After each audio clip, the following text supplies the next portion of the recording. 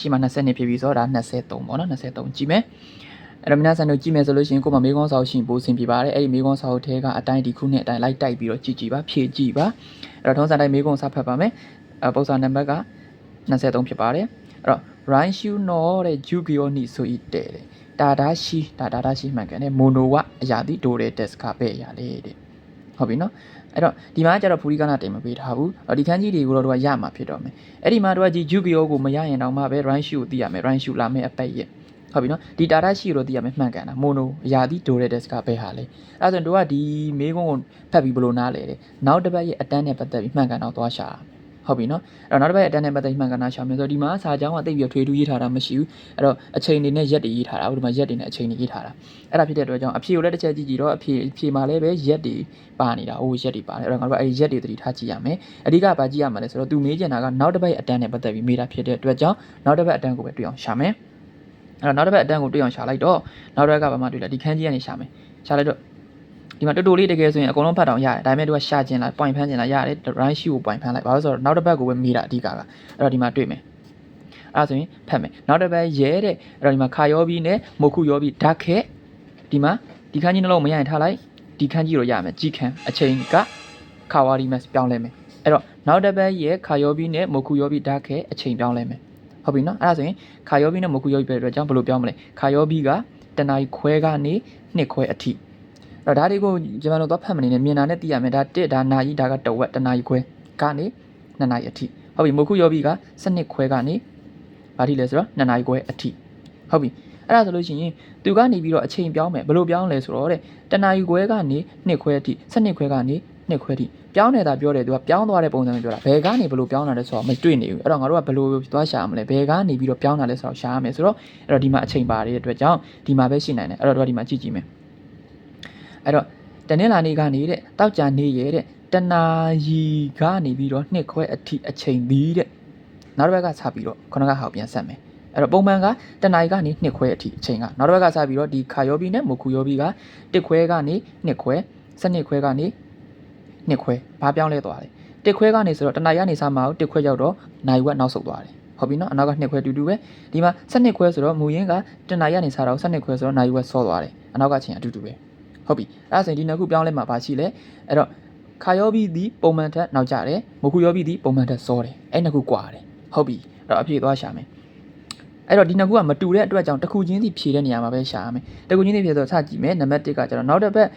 ခါယောဘီကတဲ့ပုံမှန်ထက်ပို့ပြီးတော့နာဂခုရှိတယ်တဲ့နာဂခုဆိုတော့နောက်ကိုဆက်ဖက်စရာမလိုတော့ဘူးပုံမှန်ထက်ပို့ပြီးတော့ရှိတာမဟုတ်ဘူးသူကနောက်ကျသွားတဲ့အတွက်ကြောင့်တူတာလေးဟုတ်တယ်မလားအဲ့တော့ဒီဟာကနံပါတ်1ဖြေသည်ဒီနာဂခုအမြင်နဲ့တို့ကဆက်မဖက်ပဲနဲ့တန်တရားကင်းထားလိုက်တော့ဘာလို့ဆိုတော့ तू ကနာရွက်ကိုနောက်ဆိုသွားတာဆိုတော့မရှိဘူးတိုးရမှာနော်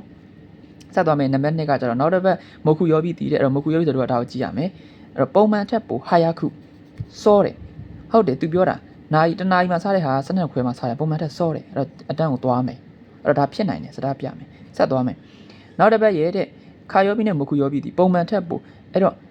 နှစ်ခုတွဲလာပြီဆိုတော့ကမဖြစ်နိုင်တော့ဘူးအဲ့တော့နှစ်ခုတွဲပြီးပြောလို့မရဘူးလေအဖြေကဒီမှာကြည့်ကြည့်လေတစ်ခုကနောက်ကျတယ်တစ်ခုကစောတယ်ဆိုတော့အဲ့နှစ်ခုဘလို့မှတွဲလို့မရတော့အဲ့တော့နှစ်ခုတွဲထားတဲ့အဖြေပါတဲ့3နဲ့4ကဒီအရှိကနှစ်ခုတွဲတဲ့ဟာကိုကြည့်ကြတယ်ကွာမဖြစ်နိုင်တော့ဘူးဒီလားနော်မဖြစ်နိုင်တော့ဘူးတော့သူအမြဲတမ်းပုံမှန်ထက်ပဲစောပုံမှန်ထက်ပဲနောက်ကျနှစ်ခုကမတူနေတဲ့အတွက်ကြောင့်ဒီနှစ်ခုပါတဲ့အဖြေကမဖြစ်နိုင်တဲ့အတွက်ကြောင့်အဲ့တော့အဖြစ်နိုင်ဆုံးခုနကစတားပြရတဲ့နံပါတ်2ကအဖြေဖြစ်သွားမယ်ဟုတ်ပြီနော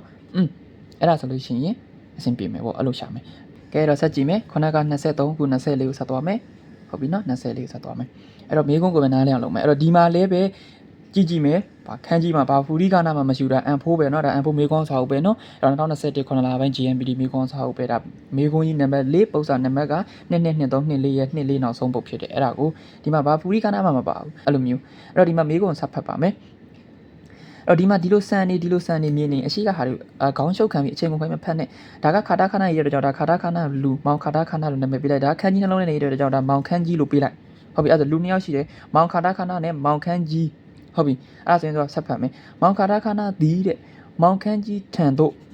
ဘောနော်ထံမှလည်းရတယ်ထံတို့လည်းရတယ်အဲ့တော့ဘာလို့ဆိုတော့နောက်ကစာကိုကြည့်ပြီးတော့မှထံမှထံတို့ခွဲမယ်ထံတို့ဆိုရင်ကိုယ့်စီကနေသွားတာထံမှဆိုရင်သူ့စီကနေကိုယ့်စီလာတဲ့ပုံစံဟုတ်ပြီနော်အဲ့တော့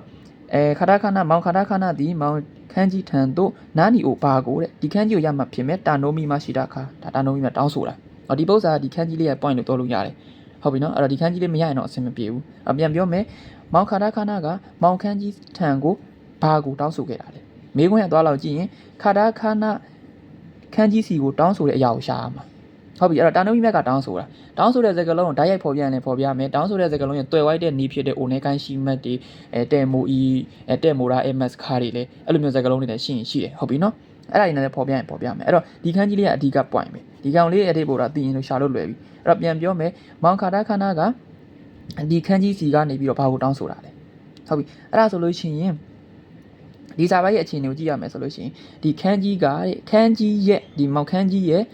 တရားစပွဲမရထားလိုက်ဒီခန်းကြီးရဲ့အပေါ်တော့သိရမယ်ဒါဥပဲအပေါ်မှာဒီခန်းကြီးရဲ့ဒီခန်းကြီးအပေါ်မှာခိုးနိုမဲမိုကဒီမဲမိုဆိုတာကိုပြောတာဒါအိုခီမက်ထားတာဒီခန်းကြီးကိုမရရင်တော့မှပဲဣတဲ့အာဒီအိုဒီမက်ထားတယ်ပေါ့ဟုတ်ပြီနော်ဒါအိုဒီမက်ကရှိတယ်ပေါ့နော်အဲ့ဒါဆိုရင်ဒီခန်းကြီးရဲ့ဒီခန်းကြီးအပေါ်မှာဒီမဲမိုလေးကရှိတယ်အဲ့ဆိုလို့ရှိရင်ဒီမဲမိုကဒီကောင်းရဲ့အပေါ်မှာပဲရှိတယ်အဲ့ဒါဆိုလို့ရှိရင်ဘယ်သူကရေးမှလဲဒီမှာ wrong လို့ရေးထားတယ်ဒီကောင်းသူကရေးတဲ့စာဟုတ်ပြီအဲ့ဒါဆိုရင်သူကတောင်းဆိုတဲ့စာကဒီကောင်းရဲ့ဒီခန်းကြီးပေါ်မှာရှိနေတာဘာလို့တောင်းဆိုတာလဲမေးမယ်အဲ့တော့စကလုံးထဲမှာဒီဟာကိုတာနိုမီမက်ကိုတောင်းဆိုတယ်လို့သိရင်ဒီစာပိုက်ထဲမှာအရင်ဆုံးတောင်းဆိုတဲ့စာကိုသွားရှာရမယ်အကြမ်းမြင်မယ်အပေါ်ရမ်းကြည့်ရှာမယ်အတူတူရှာမယ်တောင်းဆိုတာမပါဘူး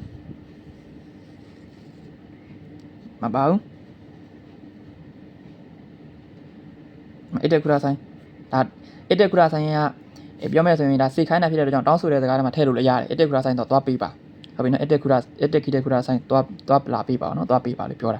ဒါတခုမှတ်လို့ရမယ်ဒီမှာတွေ့ပြီယောရရှိကု one ကိုင်းရှိမတ်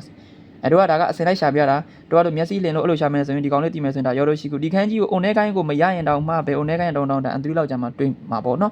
်အဲ့အဖိုးတော်ကလည်းစိတ်နေဦးမရရင်တော့မှပဲရကားစားဖြစ်တော့စိတ်နေဦးမယ်အဲ့တော့ဒါပေမဲ့သူ့ရှိမှပါတယ်ယောရရှိကုပိုင်းအသေးချာနောက်ကအိုလဲပါတယ်ယောရရှိကုအိုဘယ်လိုပဲဆိုခဲ့ရတယ်တို့ one ကိုင်းရှိမှပဲဆိုခဲ့ဟုတ်တယ်မလားအဲ့ဒါဆိုရင်ယောရရှိကု one ကိုင်းရှိယောရရှိကု one ကိုင်းရှိမှအတိတ်ပဲကျေးဇူးပြီးတောင်းဆိုပါတယ်တောင်းဆိုတယ်ဆိုတဲ့ကွာဒီတာနိုမီမနဲ့သွားပြီးတိုက်ဆိုင်သွားပြီဟုတ်တယ်မလားဟုတ်ပြီအဲ့ဒါဆိုရင်တို့ကဒီဟာလေးကိုသာအစနေတာတွေ့ရမယ်ဆိုလို့ရှိရင်ရှာလို့လွယ်တယ်ပေါ့နော်အဲ့ဒါယောရရှိကု one ကိုင်းရှိမှကျေးဇူးပြီးတောင်းဆိုပါတယ်ဆိုတဲ့ကွာအဲ့ဒီအနီးနားမှာပဲတောင်းဆိုတဲ့အရာရှိမှမေကွန်ကလည်းဘာကိုတောင်းဆိုတာလဲဒီမှာကလည်း one ကိုင်းရှိမှတောင်းဆိုပါတယ်ဆိုအဲ့ဒီနားတော့မှာပဲအဖြစ်ရရှိမှာဟုတ်ပြီအဲ့ဒါဆိုလို့ရှိရင်တို့မရတဲ့ခန်းကြီးတွေပါရင်အမြင်နဲ့မှတ်မယ်ပုံစံတူနဲ့မှတ်မယ်အဲ့တော့တရားနေစဖတ်မယ်အဲ့ဒီခန်းကြီးကိုတို့ကမရင်းနေဘူးဒါတကယ်တော့ open တို့မှာပါတယ်ဘန်တို့ထမင်းဘူးခန်းကြီးဒါပေမဲ့ဒါကိုမရရင်ထားလိုက်ဒီခန်းကြီးဒီကျွန်တော်ရဲ့ဒီမှာဒီခန်းကြီးတို့တွေ့ပြီဆိုတော့ဟိုက်မှာသွားတိုက်ဆိုင်ပြီနော်စပွဲမှာပေါ့နော်ဒါတကယ်တော့စပွဲမရရင်တော့မှဒီခန်းကြီးမှာဒီမှာ OE တက်ဒါ OK မကလား OE တက်ခုရဆိုင်အဲ့တော့ဒါလုတ်ပေးပါပေါ့ခုရဆိုင်ဆိုတာလုတ်ပေးပါတောင်းဆိုတာသူမိမဆန်းကစိတ်မရှိပါနဲ့ယောရရှိကိုနိုင်ငံရှိမယ်တောင်းဆိုပါအဲ့ဒါဆိုလို့ရှိရင်တောင်းဆိုတဲ့စကားလုံးဒီမှာတစ်ခါတွေ့တယ်ဒီမှာတစ်ခါတွေ့တယ်ဟုတ်ပြီအဲ့ဒါဆိုလို့ရှိရင်ပထမတစ်ချက်ကနေကြည့်ရင်အတက်ကူရာဆိုင်သွားတယ်ဒုတိယတစ်ချက်ကကြည့်ရင်ဒီအပေါ်မှာဒီမှာပေါ့နော်ဒါဒီခန်းကြီးလုတ်ပေးပါလို့ပြောတယ်အဲ့ဒီဟာနဲ့အဖြေသွားရှာမယ်တို့ကသွားရှာမယ်ဆိုလို့ရှိရင်အရင်ဆုံးရှာတော့ဒီမှာအတက်ကိုရှာမယ်အတက်ကူရာဆိုင်ဆိုအတက်ကိုရှာတော့အတက်ကိုသွားကြည့်တော့ဘယ်မှာပါလဲအတက်ဘယ်မှာပါလဲအဖြေမှာသွားရှာမယ်ဒီမှာ equal တော့ပါတယ် edit မှာပါဘူးဒါပေမဲ့ဒါကိုမှတ်ချင်လဲမှတ်လို့ရတယ်နော်တစ်ချက် start ပြဟောဒီမှာ edit ပါတယ်ဒါရိုက်ပါတာ edit နော်ဒီမှာ equal ကိုတွေ့ပဲပါတာအဲ့ဒါဆိုလို့ရှိရင်တစ်ချက်ဒီမှာတွေ့ပြီဒီ edit ကိုဒီမှာတွေ့တယ်ပေါ့နှစ်လေးမှာတွေ့အဲ့ဒါဆိုရင်ငါတို့ကထပ်ရှာမယ်ဒီတောင်းဆိုတဲ့အရှိမှာရှိတဲ့ဟာဒီဟာဒီသူ့ရဲ့ဒီမှာဒါလုတ်ပေးပါအဲ့တော့ဒါကိုငါတို့ကခန်းကြီးမရဘူးလို့ပဲထားအောင်အသေးအံဘာသာပြန်ပြီးဒါလုတ်ပေးပါအဲ့ဆိုတက်ခုရာဆိုင်လုတ်ပေးပါလေဒါလုတ်ပေးပါအဲ့ဆိုဒါပါလားသွားကြည့်မယ်အဲ့တော့ဒီကောင်ပါလားဆိုဒီမှာပါတယ်လေဒါပါလားဆိုတော့သွားကြည့်တော့ဒီမှာတိုက်ရိုက်ပါနေဟုတ်တယ်မလားအခုခိုးတူလေပါနေဒီ run ဆန်ဆိုတာကဟုတ်တယ်လေရေးတဲ့သူက run ဖြစ်တဲ့အတွက်ကြောင့်သူ့ရဲ့အမှာထားရမှာလေဟုတ်တယ်မလားပြီးတော့ तू ကတောင်းဆိုတာလေ तू ရှာနေပြီးတော့ဟုတ်တယ်မလားအဲ့ဒါဆိုလို့ရှိရင်တို့ကဒီခန်းကြီးတွေကိုမရနိုင်ဘူးဆိုရင်တော့မှပဲပုံစံတူနဲ့သွားရှာမယ်ဒါပေမဲ့ဒီမေးခွန်းမှာဒါကအဓိက point ပဲဒါနိုမီမရှိတာကိုသာမသိဘူးဆိုရင်တို့ရွာလဲနေတော့မှတဘုံလုံးဖတ်လဲမသိတော့ဘာလို့ဆိုတော့ဒါနိုမီကတောင်းဆိုတယ်သူနဲ့တူတဲ့ owner ကန်ရှိမယ်တောင်းဆိုတယ်အဲ့ဒီအရှိမရှိမယ်ဆိုတော့တောင်းဆိုတယ်ဆိုတာလုတ်ပြပါလို့ပြောမဲ့စကားဖြစ်တဲ့အတွက်ကြောင့်ခူရာဆိုင်ကြီးပါတယ်ဟုတ်ပြီနော်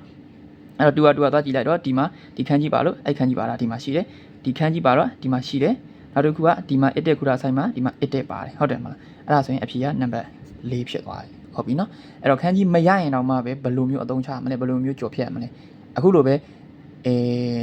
တွေးတတ်ရမယ်ပေါ့နော်တွေးပြီးတော့ဖြည့်ရမယ်နောက်ထပ်ပုတ်ဒီမှာလည်းအဲ့လိုမျိုးမရတဲ့ခန်းကြီးဖူရီကနာမပါတဲ့ခန်းကြီးအများကြီးရှိတယ်ပုတ်စာတွေထဲမှာအဲ့တော့တို့ကမရဘူးဆိုရင်အရှိနောက်သဘောတရားလေးကိုကြည့်ပြီးတော့ဗာခန်းကြီးလဲပေါ့ကျွန်တော်အရှိကခုနကပြောသလိုမျိုးပဲအနောက်မှာစားတဲ့ဘက်ပါတယ်အဲ့ဒါဆိုလို့ရှိရင်အရှိမှရှိတဲ့နောင်ကကိုမသိနောင်မှာပဲအဲ့ဒီနောင်ကတေးကြတယ်စားလို့ရတဲ့နောင်ပဲဖြစ်မှာတခြားနောင်တွေလိုက်တွေးပြီးနေနောင်တွေအများကြီးရှိတဲ့ထဲမှာအမှစားလို့ရတဲ့နောင်လို့သားမှတ်လိုက်ဟုတ်ပြီအဲ့လိုမျိုးတွေးဖြည့်ရပါမယ်